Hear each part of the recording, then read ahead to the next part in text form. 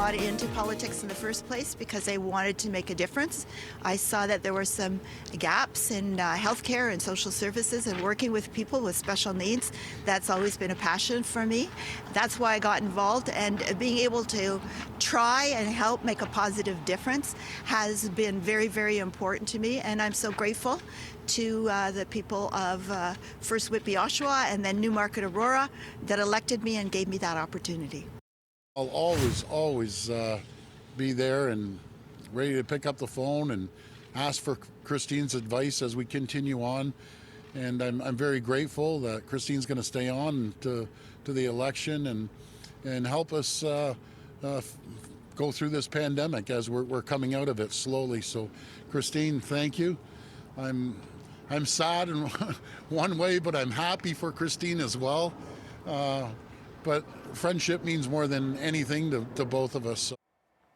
Yes, Deputy Premier Christine Elliott is not running in the next provincial election. For more on what this means for Doug Ford's re-election campaign, let's bring in Conservative strategist Jamie Ellerton. Jamie, thanks for joining us this afternoon. A huge announcement here. Let's talk a little bit about the timing. Is it surprising to you, 3 months away from the provincial election, this announcement was made?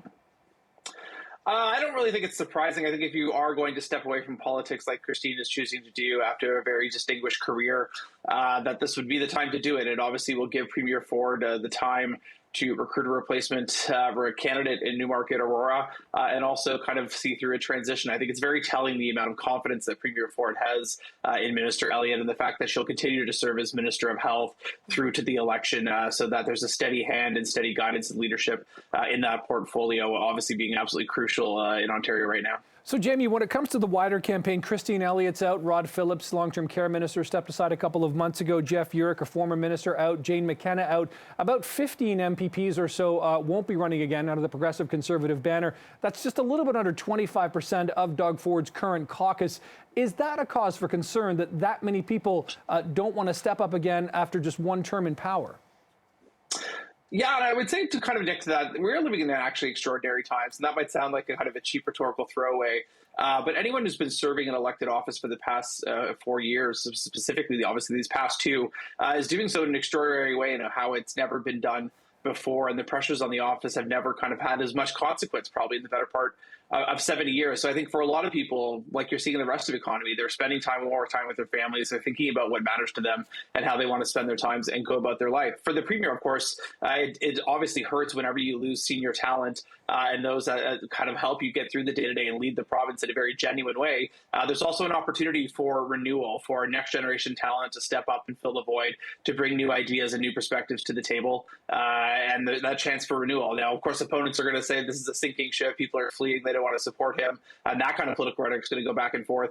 But for the Premier, it's ultimately going to be about renewal and kind of trying to instill confidence in the people of Ontario that he's still the man to lead the province. And he's going to have to find a new way to showcase the team. Of course, if we look back at the 2018 election, when for a while it was unsure whether it was going to be an NDP or a PC win, Doug Ford and the campaign team went really hard in highlighting the team. You kind of didn't go anywhere the rest of that campaign without having Minister Elliott, Vic Fatelli, Rod Phillips, and Caroline Mulroney and others by his side. And so now you're going to have some new talent that has kind of served in the cabinet, as well as the potential for more to come forward. And I would expect you'll probably see a couple of names announced that people aren't thinking about today who aren't currently in the legislature, recruited as star candidates in advance of the June election. Mm-hmm. And speaking of new talent, Jamie, can you kind of give us a sense what would be happening behind the scenes right now with this short period of time ahead of June the 2nd? How would the party be trying to figure out who the next candidate should be and going through the vetting process? Is it challenging with this short period of time?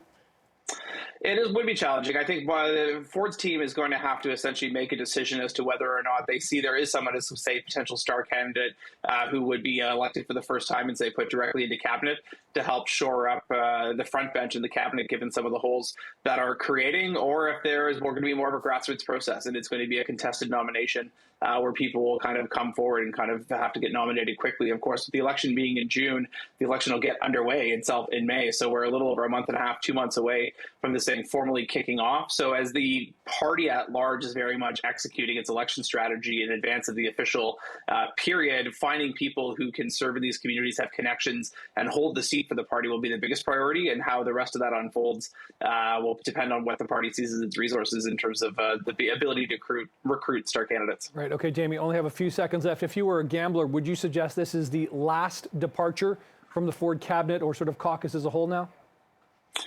Yeah, I would expect in the next week or so, if there's going to be any others by March break, you essentially, if you're going to be a team player, if you're going to leave the team, at least have the courtesy to do so now so that there is time to find a replacement. Okay, Jamie Ellerton, principal at Conaptus and a conservative strategist. Appreciate your time this afternoon. Thanks for being here. Have a good weekend, guys. Okay, you too.